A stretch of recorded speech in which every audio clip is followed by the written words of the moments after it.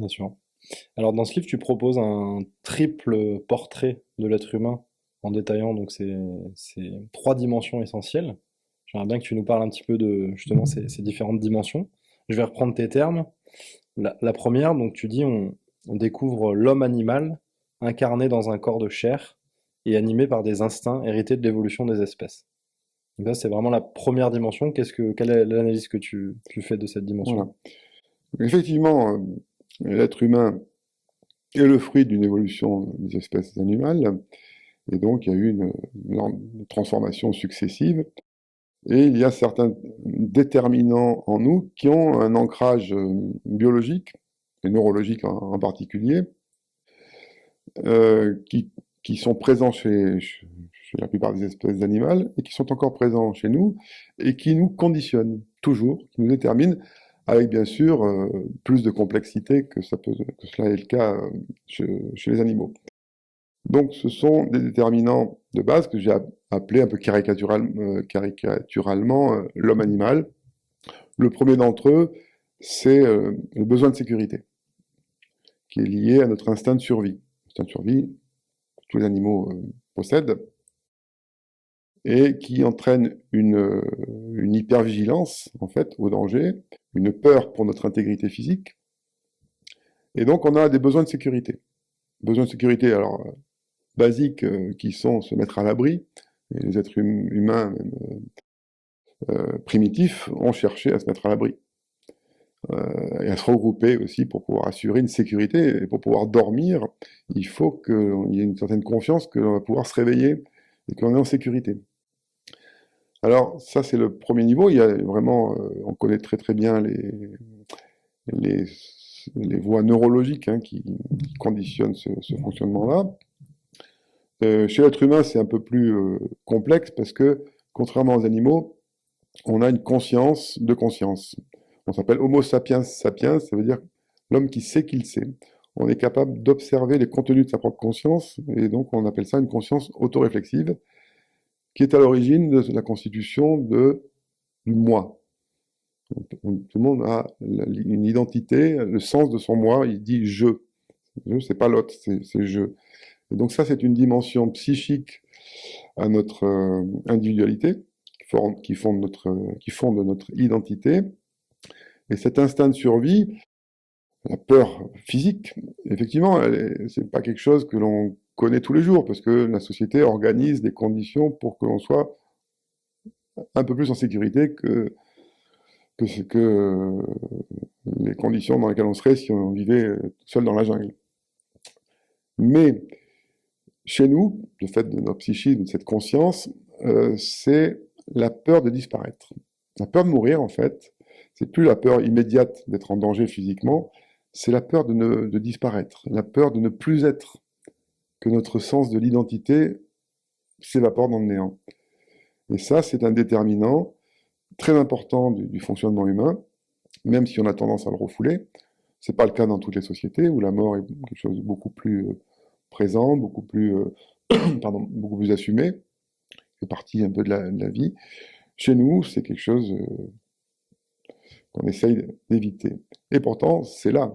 Et pourtant, ça entraîne tout un grand nombre de fonctionnements, de comportements, voire même de symptômes chez ceux chez qui ce refoulement devient beaucoup moins étanche et quand cette chose-là commence à envahir la conscience.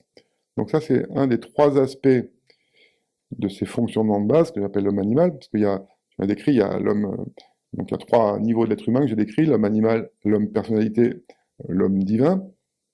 Chez l'homme animal, et pour chaque étage, on a une division encore triple à l'intérieur. Donc ça, c'est le premier besoin. Le deuxième besoin fondamental, et qui est aussi encore un déterminant majeur de nos fonctionnements et de nos comportements, c'est besoin de plaisir et évitement de la souffrance, peur de souffrir. Là aussi, on a vraiment des circuits neurologiques qui fonctionnent chez l'animal également. Ce sont les circuits de récompense. Donc on a différents centres dans notre cerveau et des neuromédiateurs comme la dopamine, etc., la sérotonine et autres, qui font qu'on est attiré vers le plaisir et qu'on essaye d'éviter à tout prix le déplaisir, donc la souffrance. Alors ça, on voit aussi beaucoup de fonctionnements dans le règne animal qui sont basés sur ces circuits-là. Cela est une constatation assez facile à faire. Les êtres humains sont mobilisés, sont motivés pour essayer d'avoir du plaisir. Et d'ailleurs, c'est même totalement assumé, il faut avoir le plus de plaisir possible, dès que l'on peut, etc.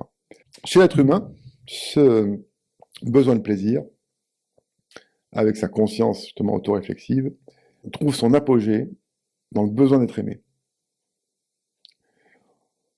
On a envie d'aimer, évidemment, mais ce qui nous détermine et qui donne le plus de plaisir, c'est le besoin d'être aimé, lorsque l'on est aimé. Et on a besoin d'être aimé, effectivement. On sait très bien que les enfants, les bébés, les enfants qui ne sont pas aimés durant les premières années de leur vie, ça entraîne des conséquences dramatiques au niveau psychologique. Donc on a un besoin légitime d'être aimé, qui peut devenir, lorsque c'est quelque chose qui a trop d'emprise, un besoin pathologique. Et comme tout besoin est aussi intrinsèquement lié avec une peur, on a la peur de ne plus être aimé, la peur d'être rejeté, la peur d'être abandonné. Ça aussi, c'est une dimension qui pèse d'un poids considérable dans toute la vie humaine. Il n'y a qu'à regarder la littérature, non seulement moderne, mais depuis des temps reculés, la chanson, le cinéma, ça parle de ça. Ça parle d'amour, ça parle de drames sentimentaux, et ça pèse, ça conditionne à tel point que certaines personnes sont en dépression des fois pendant des années, après une rupture sentimentale. Certains sont poussés au suicide, et d'autres même commettent des crimes lorsqu'ils sont abandonnés ou plus aimés. Donc on voit bien que c'est quelque chose de crucial aussi chez l'être humain, qu'il faut connaître, parce que ça peut devenir totalement asservissant. On peut être totalement l'esclave de ces besoins-là. Besoins légitimes au départ, mais dont il est possible, comme pour tous les autres besoins, de prendre une certaine distance, un certain recul, de façon à garder une certaine maîtrise de notre existence et à ne pas être assujetti complètement à cela. Et le troisième axe important, alors lui qu'on ne retrouve pas chez l'animal a priori, mais qui a aussi, on connaît des circuits neurologiques, c'est l'axe de l'estime de soi. On a un besoin d'être puissant, on a un besoin d'être capable, d'être en capacité d'agir, de faire, et donc d'être estimé.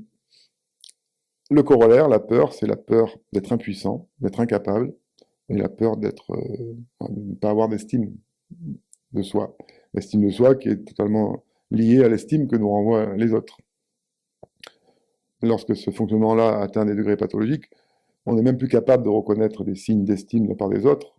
On est capable de se mésestimer tout seul, comme un grand, sans qu'on ait besoin des autres.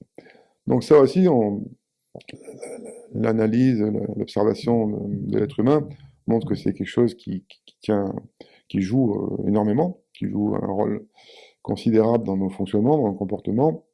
Des personnes mobilisent une grande partie de leur énergie dans l'existence pour pouvoir être estimées. Et s'agitent par l'ambition, par plein de choses, pour pouvoir avoir de l'estime. Alors, à un certain degré, c'est normal, on a besoin suffisamment d'estime, puisque ça renvoie à des notions psychologiques comme on parle de narcissisme primaire, c'est-à-dire on se donne assez de confiance pour s'autoriser à être et à exister. C'est pas le narcissisme secondaire où on va se regarder dans la glace tous les 5 minutes, mais et puis ça renvoie au complexe de supériorité, d'infériorité, de valorisation, dévalorisation. En définitive, quelqu'un qui est, qui est dans un complexe de supériorité fait toutes sortes d'efforts pour se prouver sans arrêt à lui et aux autres qu'il a de la valeur, qu'il est bon, qu'il est excellent dans ceci, dans cela. Et il s'agite. Et en fait, c'est la même chose que celui, à l'opposé, qui a un complexe d'infériorité, qui est tout le temps en train de se déprécier, de ne pas se sentir à la hauteur. C'est juste les deux faces de la médaille. Parce que celui qui a un complexe de supériorité, en fait, souffre d'un complexe d'infériorité, mais qu'il va combattre. Il va prendre le contre-pied. Et celui qui a un complexe d'infériorité ne combat pas, et se laisse aller à cela, et parfois même cela cache un petit complexe de supériorité. Donc, en tout cas, c'est des choses aussi extrêmement importante dans toutes les activités humaines et qui explique en fait énormément de scénarios qui se passent dans toutes les existences, dans les relations entre les uns et les autres, que ce soit dans la famille, dans les rapports amoureux, au travail, et même finalement entre les peuples et les collectivités. On a ces déterminants-là, la peur, l'insécurité, le besoin d'être aimé, le besoin d'être estimé. Donc voilà, ça c'est le premier étage que j'ai décrit, qui est important parce que connaître ses propres fonctionnements, ça permet peu à peu de les apprivoiser, de savoir pourquoi, si on a déjà un certain âge, on a eu tel ou tel comportement, on a fait tel ou tel choix dans notre existence. Et puis, en prévention, quand on apprend un peu à jouer avec ça et à pas laisser le moteur, le gouvernail à ce niveau-là, mais qu'on arrive à se prendre une certaine distance, on obtient un degré de liberté beaucoup plus grand. Sans besoin de développement personnel, on est beaucoup plus libre, parce qu'on est moins obligé, moins contraint par ces fonctionnements qui sont en nous, de toute façon. Alors chez certains, c'est plus la peur, l'insécurité, chez d'autres, c'est plus le besoin d'être aimé, chez d'autres, c'est plus le besoin d'estime. Ça peut se jouer à des degrés variables, mais ça joue chez tout le monde. Et l'observation le montre tous les jours. Donc ce que tu dis, c'est que la première étape, c'est déjà d'identifier un petit peu par rapport à chacun qu'est-ce qui nous Voilà. parle le plus là parmi ces Oui, différents étages. Et ensuite, c'est quoi l'étape d'après? Comment est-ce qu'on va combattre ces... voilà. Alors déjà, l'identifier pour soi, parce que ce livre, il peut être aussi utile à tous ceux qui exercent le métier de relation d'aide ou de psychothérapeute. Ça passe d'abord par une identification personnelle, évidemment, et un certain mettre un peu du jeu dans tout ça.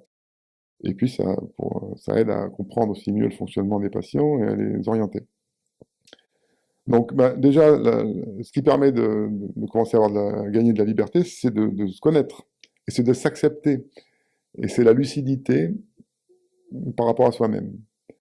Parce que c'est difficile de se voir dans un miroir vraiment à nu, tel que l'on est. C'est quelque chose qui est pas facile pour beaucoup de gens, parce que justement par rapport à ces choses-là, on a encore une fois, enfin il y a trois stratégies en fait fondamentales.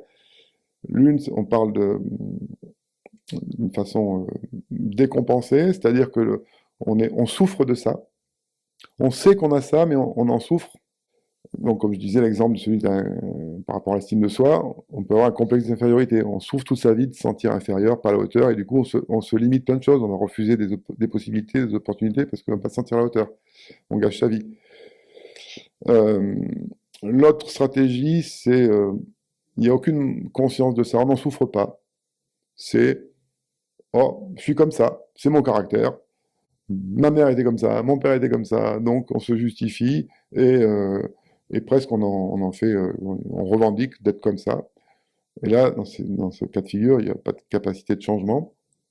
Et la troisième possibilité, c'est la surcompensation, comme je disais, besoin d'estime, ça devient la personne qui est hyper prétentieuse, quoi, qui cherche sans arrêt à se prouver. Donc là aussi, il n'y a pas de souffrance, mais c'est inconfortable parce qu'on passe sa vie à essayer d'être estimé, on passe sa vie à essayer d'être aimé, à avoir des comportements qui sont finalement, qui vont à l'encontre de nos objectifs, parce que on réclame sans arrêt l'attention ou l'amour de l'autre, on finit par l'étouffer et ça gâche des millions de couples aussi, ce genre de choses.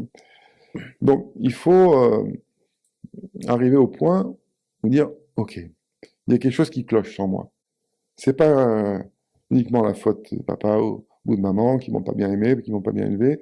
C'est pas uniquement la faute de mes professeurs à l'école. C'est pas uniquement la faute du gouvernement, quel qu'il soit, et quelles que soient les réformes qu'ils veulent voter ou pas voter. Parce que c'est le réflexe de base, c'est d'aller toujours chercher une excuse ailleurs. Et donc le premier point, c'est de dire non, je suis un être humain, un exemplaire, un échantillon de cette famille humaine, et comme tous, je porte en moi ces fonctionnements-là, source de difficultés, et donc il faut que je vois ce qui vraiment ne va pas chez moi. C'est normal, mais ça pose problème lorsqu'ils deviennent hypertrophiés et qu'ils prennent toute la place. Donc il faut être dans cette démarche, dire bon, je veux changer quelque chose en moi, je dois le comprendre. Voilà.